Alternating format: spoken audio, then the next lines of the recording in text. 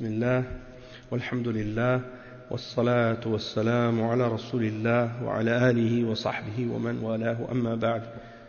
On commence maintenant le cours numéro 35 dans le tafsir de Surat Al-Imran du Cheikh Salih Al-Fawzan, hafizahullah ta'ala.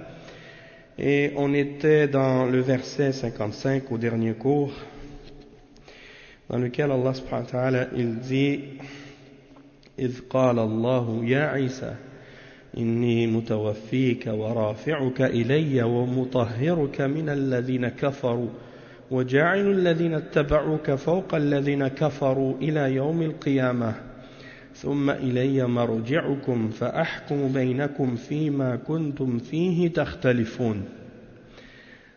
Donc ce verset qui signifie, rappelle-toi quand Allah dit ô Jésus, certes je vais mettre fin à ta vie terrestre et t'élever vers moi et te débarrasser, ou te purifier plutôt, de ceux qui n'ont pas cru et mettre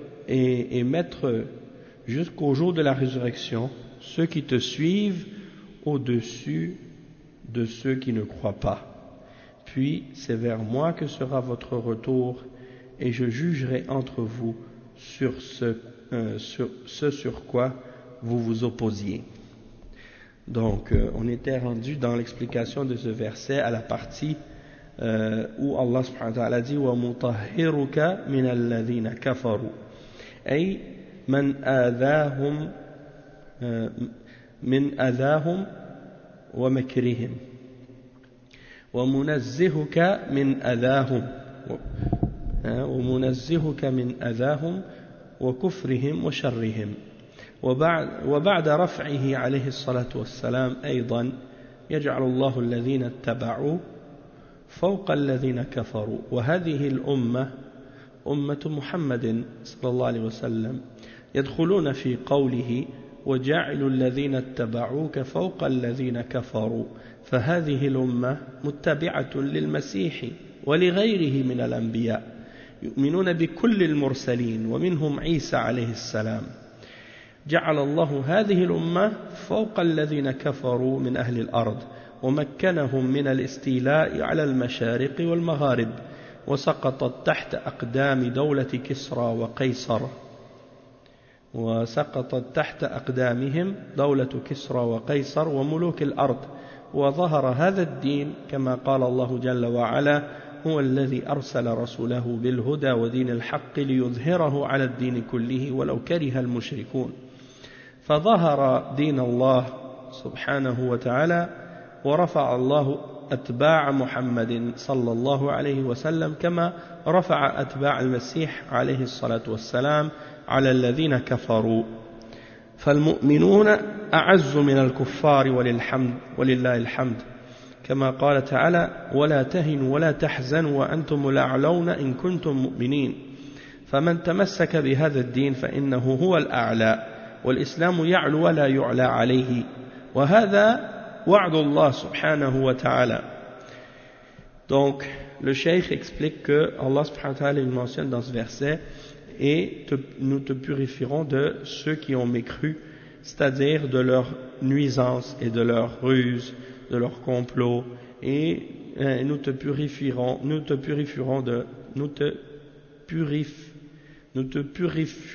je sais pas comment on dit ça. Nous allons te purifier de ceux qui te font du tort ou qui te nuisent, ou de leur mécréance et de leur mal et de leur complot. Et après que Allah subhanahu wa ta'ala l'ait élevé au-dessus des cieux également, Allah subhanahu wa ta'ala il dit qu'il va mettre ceux qui ont cru en lui au-dessus de ceux qui ont renié la foi et qui ont rejeté la foi. Et le cheikh explique que la Ummah de Muhammad sallallahu alayhi wa sallam, elle rentre dans cette parole-là, de ceux, puisque Allah subhanahu wa ta'ala dit il va mettre ceux qui t'ont suivi au-dessus de ceux qui ont renié la foi. Et ça comprend donc la Ummah de Muhammad, c'est-à-dire que ils sont comptés parmi ceux qui ont suivi Isa alayhi salam. Pourquoi? Parce que ils ont cru en lui. Nous les musulmans, on croit en Isa alayhi salam, et donc on fait partie de ceux qui l'ont suivi. Et également, on croit en les autres messagers, les autres prophètes aussi. On croit en tous les messagers d'Allah, et parmi eux, Isa alayhi salam aussi. Donc, Allah subhanahu wa ta'ala fait en sorte que cette umma, la umma de Muhammad, soit au-dessus de ceux qui ont renié la foi parmi les habitants de la terre, et Allah subhanahu wa ta'ala leur donne le pouvoir, hein, et la force, et que ce soit à l'est ou à l'ouest, hein, en Orient ou en Occident, et il dit que les grandes puissances, hein, les grandes puissances de l'époque, que ce soit les Kisra, c'est-à-dire l'empereur de Perse ou l'empereur romain, hein, César, ou les rois de la terre, sont tous tombés, hein, sous les pieds des musulmans, et cette religion qui est l'islam, elle a eu le dessus, hein, comme Allah subhanahu wa ta'ala le mentionne dans le verset 33 dans Surat At-Tawbah. C'est lui qui a envoyé son messager avec la guidance et la religion de vérité pour qu'elle ait le dessus sur la religion en entier, même si cela déplaît aux mushrikoun, à ceux qui font le shirk, qui adorent d'autres avec Allah et qui font de l'idolâtrie, hein. Donc Allah subhanahu wa ta'ala a donné la puissance sur les autres, il a donné la puissance à ceux qui ont suivi le prophète Muhammad sallallahu alayhi wa sallam et qui ont suivi Isa alayhi salam. Il leur a donné la puissance et les a élevés au-dessus de ceux qui ont renié la foi. Et il dit que les croyants sont donc plus puissants et plus forts que les kuffars, hein. Et il dit que Allah subhanahu wa ta'ala mentionne dans le verset 139 dans Surat Al-Imran: وَلَا تَهِنُوا وَلَا تَحْزَنُوا وَأَنْتُمُ الْأَعْلَوْنَ إِن كُنتُم مُؤْمِنِينَ. Hein? Donc, qu'est-ce que ça veut dire ce verset? وَلَا تَهِنُوا وَلَا تَحْزَنُوا وَأَنْتُمُ الْأَعْلَوْنَ إِن كُنتُم مُؤْمِنِينَ. Ne vous laissez pas battre et ne vous affligez pas alors que vous êtes les supérieurs, vous êtes les plus forts, les plus hauts, si vous êtes des vrais croyants. Donc le croyant il est toujours plus haut, peu importe la situation. Même dans les cas où le musulman est pauvre, faible, hein, malade et fatigué, il est plus haut que ceux qui ont mécru à cause de sa foi. Et donc, le cheikh il dit, quiconque s'accroche donc à cette religion, alors il est le plus haut, et l'islam est toujours au-dessus, et rien ne peut être, hein, par-dessus lui. C'est-à-dire rien ne peut monter au-dessus de l'islam, c'est l'islam qui est toujours au-dessus. L'islam ya'lu wa la yu'la alayhi. Et ça c'est la promesse d'Allah subhanahu wa ta'ala. Ensuite, le cheikh il dit: فاليهود أذلهم الله سبحانه وتعالى كما قال تعالى ضربت عليهم الذلة أينما ثقفوا إلا بحبل من الله وحبل من الناس وباءوا بغضب من الله وضربت عليهم المسكنة. فاليهود في ذلة دائما وأبدا ولا تقوم لهم دولة إلا بمساندة غيرهم لهم. فالآن ما ترون كما ترون فالآن كما ترون ما قامت لليهود دولة إلا بمساندة الكفار من أمريكا وغيرها فهم ما قاموا بأنفسهم وإنما حيث أقامتهم الدول الكافرة وركزهم في فلسطين لا بقوتهم وقدرتهم وإنما بدفع من الكفرة والأمم الكافرة لحكمة أرادها الله سبحانه وتعالى. ثم إن الله ينصر المسلمين في آخر الزمان عليهم ويقتلونهم ويبيدونهم ومن بقي منهم فيتبعون المسيح الدجال فينزل المسيح عليه السلام عيسى ابن مريم ويقتل الدجال ولا يقبل منهم إلا الإسلام ويكسر الصليب الذي يعبده النصارى. فهذا معنى قوله تعالى وجعل الذين اتبعوك فوق الذين كفروا إلى يوم القيامة.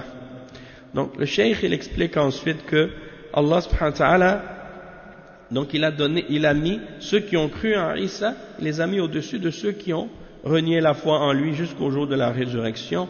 Et c'est pour ça qu'il explique le cheikh que Allah subhanahu wa ta'ala a humilié les juifs, il les a rabaissés. Et comme il mentionne dans le verset 112 dans Surat Al-Imran à ce sujet-là, et on va lire l'explication ici, le cheikh il dit, où qu'ils se trouvent, ils sont frappés d'avilissement, à moins qu'un secours providentiel d'Allah ou d'un pacte conclu avec les hommes. Ils ont encouru la colère d'Allah, et les voilà frappés d'un malheur pour n'avoir pas cru aux signes d'Allah, et assassiné injustement les prophètes, et ainsi pour avoir désobéi et transgressé. Donc, dans le verset ici, Allah subhanahu wa ta'ala, il mentionne que ils sont frappés d'avilissement à moins d'un secours d'Allah ou d'un secours venant des hommes. Et ici, il dit, le cheikh, que les juifs sont donc toujours avilis et humiliés. Ça, c'est tout le temps. Et ils ne peuvent jamais avoir un état, excepté s'ils sont aidés par d'autres. Donc, ils disent, comme vous voyez maintenant, que les juifs n'ont réussi à avoir un état qu'avec l'aide des kuffars, parmi les Américains et les Européens et autres. Donc, ils n'ont pas été capables d'établir cet état-là par eux-mêmes. Mais ils ont besoin des autres pays de kufr pour les supporter, parmi les pays chrétiens. Et ils se sont concentrés maintenant en Palestine, non pas à cause de leur force et de leur capacité à eux seulement, mais avec seulement le support et l'aide des autres nations mécréantes. Et ça, c'est pour une sagesse que Allah a voulu.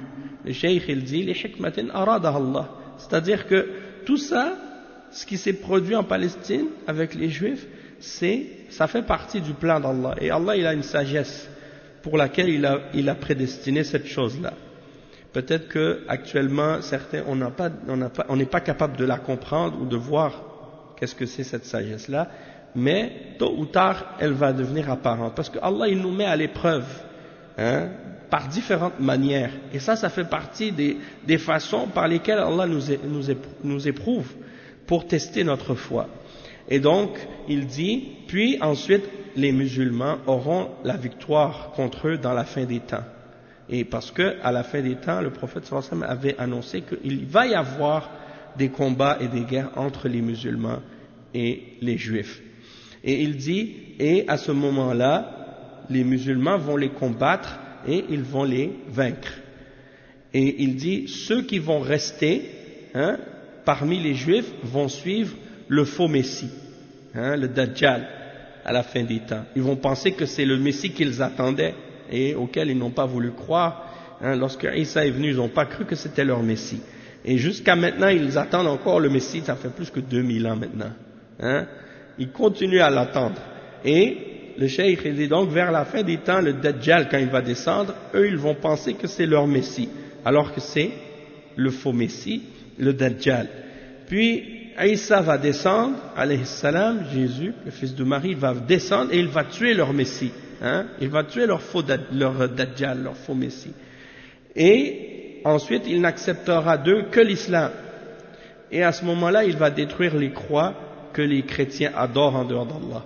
Et c'est ça la signification donc du verset, lorsque Allah subhanahu wa ta'ala dit qu'il va mettre ceux qui t'ont suivi, il dit il va mettre ceux qui t'ont suivi au-dessus de ceux qui ont renié la foi jusqu'au jour du jugement dernier.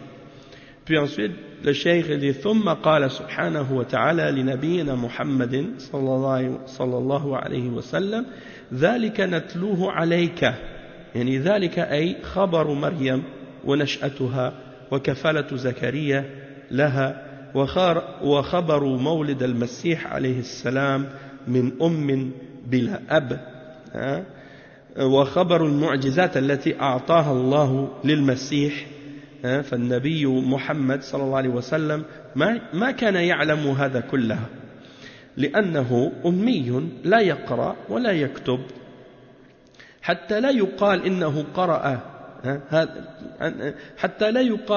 قرأ هذا في الكتب وإنما الله علمه ذلك.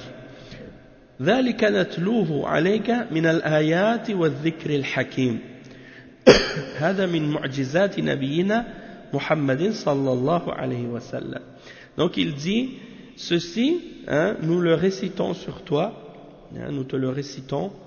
Et quand le cheikh il dit ceci, ça veut dire quoi? Dhalika, c'est-à-dire ceci, ça veut dire tout ce que Allah nous a mentionné dans cette sourate, les informations à propos de Maryam, de comment elle a grandi, que Zacharia c'est lui qui s'est occupé d'elle, et les informations à propos de la naissance du Messie, Jésus alayhi salam, et qu'il est né d'une mère sans père, et les miracles que Allah subhanahu wa ta'ala lui a donnés.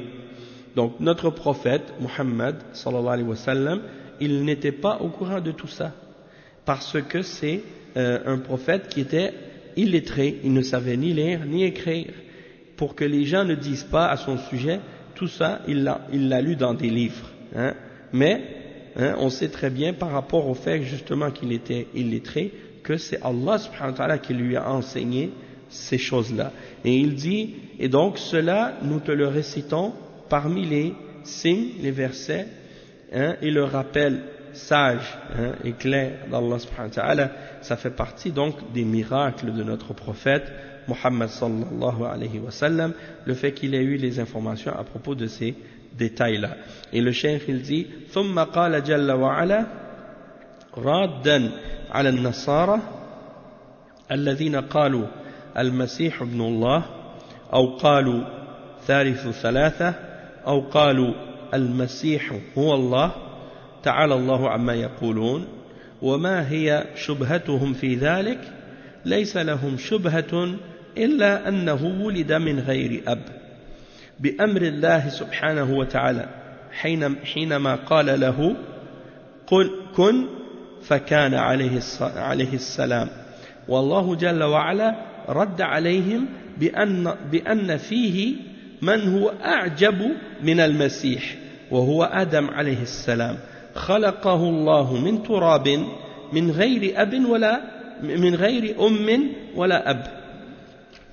فالذي قدر على خلق آدم عليه السلام من غير أم ولا أب ألا يقدر على خلق المسيح من أم بلا أب؟ هو قادر سبحانه وتعالى على ذلك. ولهذا قال سبحانه إن مثل عيسى عند الله كمثل آدم خلقه من تراب ثم قال له خلقه من تراب إذن فآدم عليه السلام أعجب من المسيح. Donc le cheikh il dit, et ensuite Allah subhanahu wa ta'ala a voulu réfuter les chrétiens qui disent que Jésus est le fils de Dieu ou un des trois qui font partie de la Trinité, ou qu'il était Dieu lui-même. Allah subhanahu wa ta'ala a voulu les réfuter, et que Allah soit exalté de ce genre de propos qu'ils disent. Et ils n'ont rien comme argument pour justifier ou comme preuve pour justifier ça, excepté des semblants de preuves, et par exemple le fait qu'il soit né sans père. Donc ils disent parce qu'il est né sans père, ça veut dire qu'il est le fils de Dieu ou qu'il est Dieu ou je sais pas quoi. Donc le cheikh il dit ici, alors qu'en réalité non, il est né par le commandement d'Allah, ou il est venu créé par le commandement d'Allah. Allah lui a ordonné d'être par le verbe impératif, soit, et il fut. Et donc Allah subhanahu wa ta'ala les a réfutés, les chrétiens, en disant qu'il y a une personne, un être humain qui a été créé par Allah et dont la création est encore plus étonnante et plus surprenante et plus miraculeuse encore que celle de Jésus, Isa alayhi salam, et c'est la création de Adam qui est le premier homme qui a été créé de terre, de la boue ou de la terre, et qui n'avait ni père ni mère, il n'avait même pas une mère, tandis que Jésus lui est né d'une mère, et tous les êtres humains à part Adam et sa femme Hawa, tous les autres êtres humains sont tous sortis du ventre d'une femme. Donc dans le fait d'être né d'une femme, ça c'est quelque chose qui est naturel pour tous les hommes. Donc le miracle d'Adam, il est plus grand que le miracle de Isa alayhi salam, justement parce qu'il n'avait même pas de mère, hein, subhanallah. Et donc, est-ce que Allah subhanahu wa ta'ala est capable de créer Adam sans père ni mère? Oui, il est capable, puisqu'on sait qu'il l'a fait. Et donc, s'il est capable de créer Adam sans père ni mère, n'est-il pas capable de créer le Messie, Isa, hein, Jésus, fils de Marie, sans avoir de père et avec une mère? Oui, il est capable. Hein, c'est encore plus simple et encore plus facile. Et le cheikh, il explique que c'est ce que Allah subhanahu wa ta'ala a mentionné dans le verset, inna mathala Isa inda Allah kamathali Adam khalaqahu min turab. L'exemple de la comparaison entre c'est-à-dire l'exemple, si on compare entre par exemple Jésus et Adam, donc l'exemple par rapport à Allah subhanahu wa ta'ala pour la création de Jésus, c'est comme la création de Adam. Il l'a créé à partir de terre et lui a dit sois, et il fut. Donc si on compare les deux, on voit que la création de Adam est plus étonnante et plus miraculeuse encore que celle de Jésus.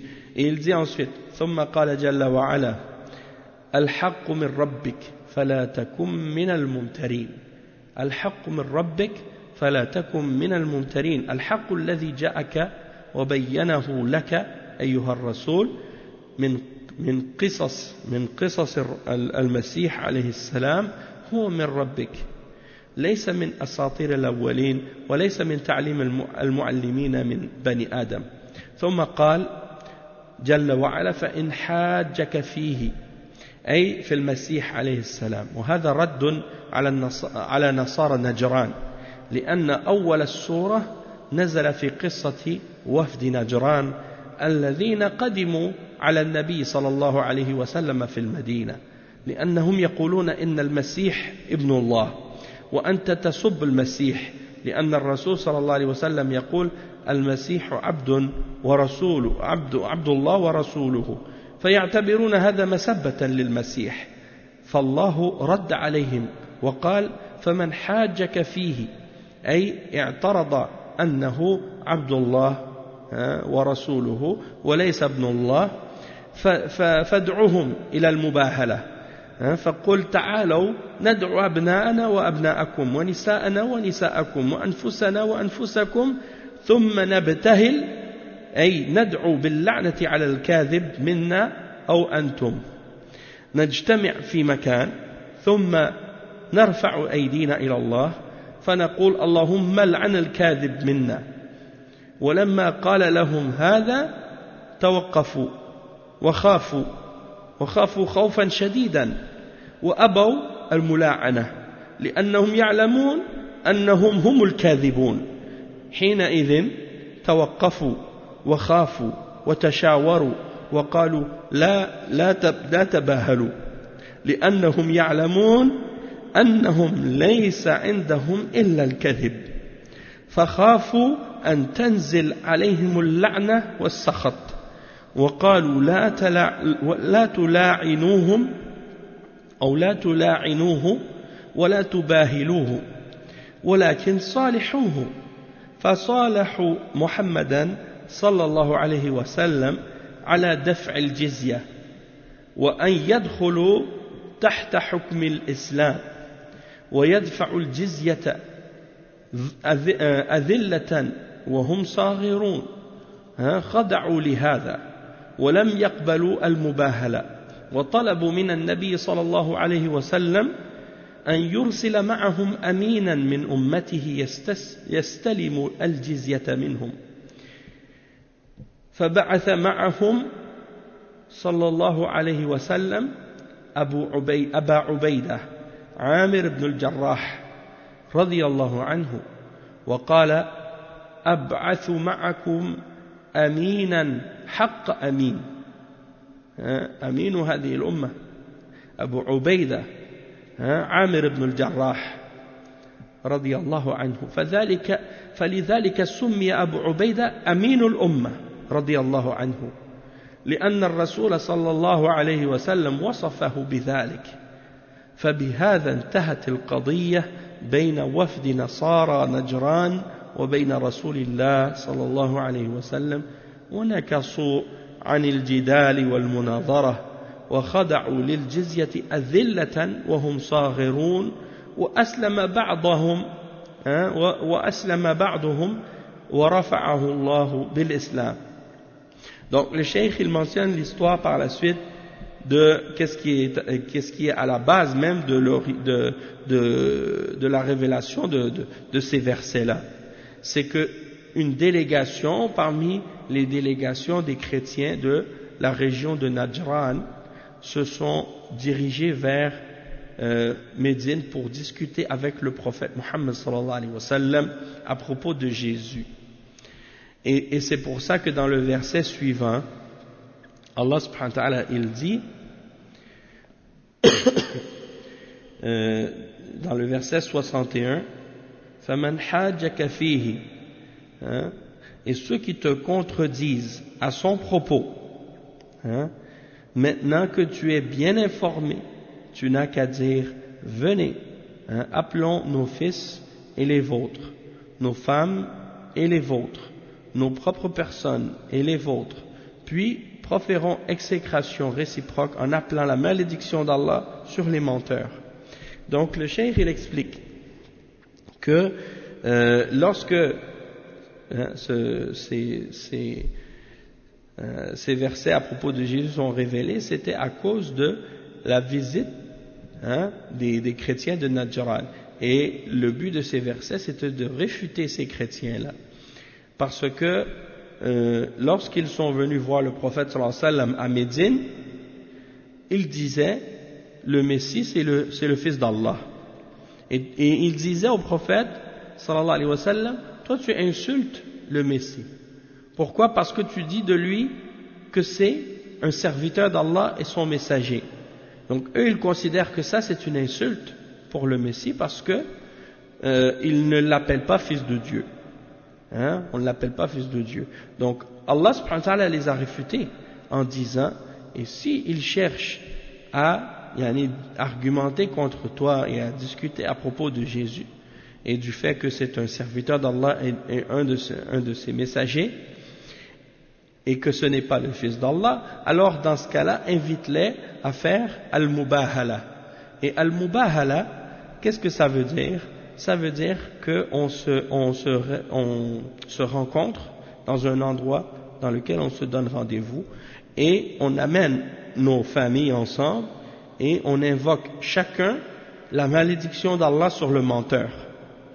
Donc, on invoque la malédiction en disant que Allah maudisse le menteur d'entre nous, soit nous ou vous.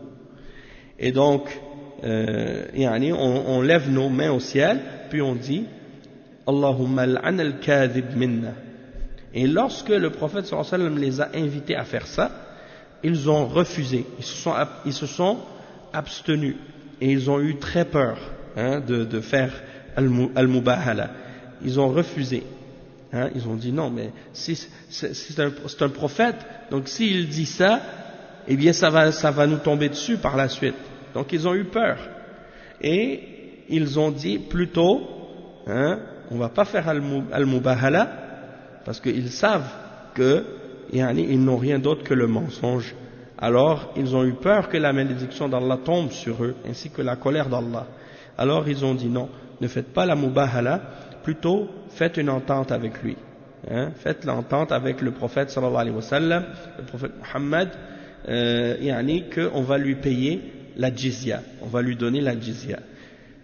Et donc ils sont rentrés dans le jugement de l'islam sous l'autorité des musulmans et ils ont accepté de payer cette taxe de la jizya alors qu'ils restaient disons qu'ils acceptent de vivre sous les règles de l'islam en se rabaissant par rapport à l'islam et aux musulmans, et ils n'ont pas accepté la mubahala. Le frère, Le frère Idriss, il est là. Wa alaykoum salam wa rahmatullah. Et donc le prophète sallallahu alayhi wa sallam, ils ont demandé au prophète sallallahu alayhi wa sallam d'envoyer quelqu'un avec eux qui était fiable parmi les musulmans, parmi ceux qui font partie de la Ummah, pour venir récolter la jizya de leur part. Alors le prophète sallallahu alayhi wa sallam a envoyé avec eux un parmi les grands, parmi les sahaba, Abu Ubaida, Amir ibn al-Jarrah, et radiyallahu anhu, et c'est lui que le prophète sallallahu alayhi wa sallam a décrit comme étant Aminul Ummah, c'est-à-dire le fiable et l'honnête de la Ummah, et on l'appelle, pour cette raison-là, on l'appelle Aminul Ummah, parce que le prophète sallallahu alayhi wa sallam l'a décrit de cette manière. Il a dit, j'envoie avec vous un homme fiable, Amin, de cette Ummah. Et donc c'est ainsi que s'est terminée l'histoire de cette délégation des chrétiens de Najran avec le messager d'Allah sallallahu alayhi wa sallam, et ils ont cessé leur débat, ils ont cessé leur argumentation, et ils se sont soumis à donner la jizya aux musulmans en se rabaissant, et certains d'entre eux se sont même convertis à l'islam. Par exemple, Hatim, son nom c'est Adi ibn Hatim. Adi ibn Hatim, il faisait partie des chrétiens et il s'est converti à l'islam. Et le prophète sallallahu alayhi wa sallam, il l'a appelé personnellement à l'islam, il a accepté l'islam directement du prophète sallallahu alayhi wa sallam. Donc ça c'est un exemple. Et il dit, وقال الله جل وعلا إن هذا لهو القصص الحق إن هذا الذي أنزلناه عليك أيها الرسول وبلغناك به من سيرة المسيح عليه السلام لهو القصص الحق، يعني الخبر الحق، يعني الذي لا كذب فيه، بخلاف قول النصارى فإنه كذب واضح. وما من إله إلا الله وحده، وبهذا بطل قولهم إن المسيح ابن الله، لأنه لو كان ابن الله لصار إلها مع الله سبحانه وتعالى، لأن الولد شريك للوالد وشبيه له تعالى الله عن ذلك. وإن الله لهو العزيز الحكيم، يعني تأكيد بعد تأكيد. لهو العزيز أي القوي الذي لا يغالب، الحكيم الذي يضع الأمور في مواضعها. فإن تولوا أي النصارى يعني وأعرضوا ولم يقبلوا الحق، فإن الله عليم بالمفسدين، حتى لو تظاهروا بأنهم مصلحون وأنهم يعظمون المسيح عليه السلام، ولكن هذا ليس تعظيما له، لأن هذا غلو، والغلو ليس تعظيما. فهذا فيه الرد على من يكذب على الله ويروج على الناس الأكاذيب والباطل في حق الأولياء والصالحين والأنبياء، ويلبس على الناس أنهم ينفعون ويضرون من دون الله عز وجل. فالله عليم بما يصنعون وبما يفعلون، وسيجازيهم على ذلك، وسيفضح كذبهم علانية أمام الخلائق.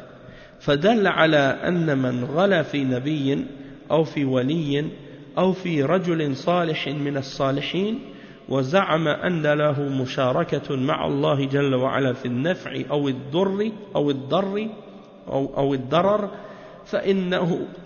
فإنه مفسد في الأرض، وإن كان يظن أنه من المصلحين، وأنه يعظم الأنبياء، وأنه يعظم الأولياء ويعظم الصالحين، فتعظيمهم ليس بالغلو فيهم، وإنما تعظيمهم باتباعهم والاقتداء بهم والثناء عليهم والدعاء لهم والاستغفار لهم. أما أن يرفعوا فوق منزلتهم البشرية إلى منزلة الربوبية والإلهية، فإن هذا هو الإفساد الذي لا يخفى على الله سبحانه وتعالى. Wallahu ta'ala a'lam wa sallallahu wa sallam ala nabiyyina Muhammad wa ala alihi wa ashabihi ajma'in. Donc le cheikh Al-Fawzan, il termine donc le tafsir de ces versets-là en disant que ceci fait partie des récits de la vérité que nous avons révélés sur toi, ô messager, et que nous t'avons transmis de la vie du Messie alayhi salam. Donc cela fait partie des informations et des récits de vérité. Il n'y a pas de mensonge dans ça, contrairement à la parole des chrétiens qui sont un mensonge clair. Donc il dit, et il n'y a rien qui mérite d'être adoré excepté Allah, lui seul. Ceci vient détruire donc la parole des chrétiens qui disent que le Messie est le fils d'Allah. Car si Allah avait un fils, eh bien il deviendrait une divinité avec Allah, parce que le fils est le partenaire et l'associé de son père, et il lui ressemble, et que Allah soit donc purifié de ce genre de choses. Et le cheikh il dit ensuite, et Allah subhanahu wa ta'ala dit par la suite ce qui signifie, et certes Allah est le tout-puissant et le sage. Donc tout ça c'est des confirmations après des confirmations, et il dit donc quand il est le tout-puissant, personne ne peut avoir le dessus sur lui, et le sage, c'est-à-dire qu'il sait mettre chaque chose à l'endroit qui lui convient. Et il dit, et s'ils se détournent, c'est-à-dire les chrétiens, s'ils se détournent par la suite et qu'ils n'acceptent pas la vérité, alors sache que Allah subhanahu wa ta'ala est bien informé de ceux qui font le désordre. C'est-à-dire que même s'ils essaient de se montrer ou de paraître comme étant des réformateurs, eh bien, ils montrent qu'ils ont du respect envers le Messie, alayhi salam, et qu'ils veulent l'honorer.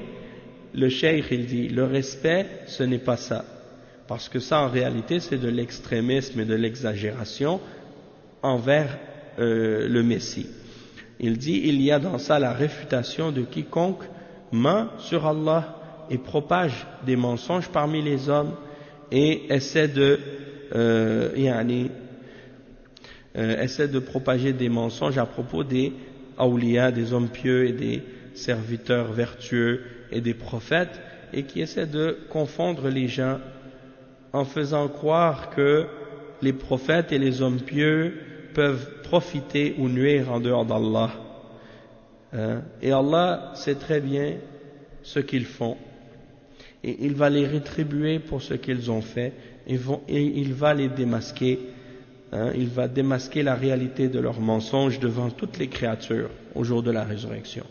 Et donc ça, c'est la preuve que toute personne qui est tombée dans l'extrémisme ou dans l'exagération à propos d'un prophète, ou à propos d'un homme pieux, ou à propos des vertueux parmi les hommes, et qui pense que cet être ou cette personne a une partie de ce qui revient à Allah, et qu'il est capable de profiter ou de nuire en dehors d'Allah, alors celui-là il fait du désordre sur la terre, même s'il pense ou même s'il prétend qu'il est en train de faire de la réforme et d'améliorer le monde, et même s'il pense qu'il est en train de montrer du respect et d'honorer les hommes pieux ou les prophètes ou les vertueux parmi les hommes, et qu'il est en train de leur montrer un respect, il dit ça en réalité c'est pas du respect, c'est de l'exagération, parce que la vraie façon de respecter et d'honorer les prophètes et les messagers et les hommes pieux, c'est de les suivre et de prendre leur exemple et de faire leur éloge et de faire des invocations pour eux et de demander à Allah pardon pour eux, pour que Allah leur pardonne, mais pas de les élever à un niveau au-dessus de leur humanité et de faire d'eux des divinités, de leur donner une part de la seigneurie d'Allah et des qualités divines, ou de leur donner une part de l'adoration qui revient uniquement à Allah, parce que c'est ça le désordre, et ça c'est quelque chose qui n'échappe à personne, et surtout pas à Allah, et Allah subhanahu wa ta'ala donc a la connaissance de tout, et paix et bénédiction sur notre prophète Muhammad sallallahu alayhi wa sallam et sur tous ses compagnons. On va s'arrêter donc ici pour aujourd'hui, on continuera la suite demain Inch'Allah ou bien au prochain cours. Subhanakallahumma wa bihamdik, ashhadu an la ilaha illa ant, astaghfiruka wa atubu ilayk, wa sallallahu wa sallam ala nabiyyina Muhammad wa ala alihi wa sahbihi ajma'in, wassalamu alaykum wa rahmatullahi wa barakatuh.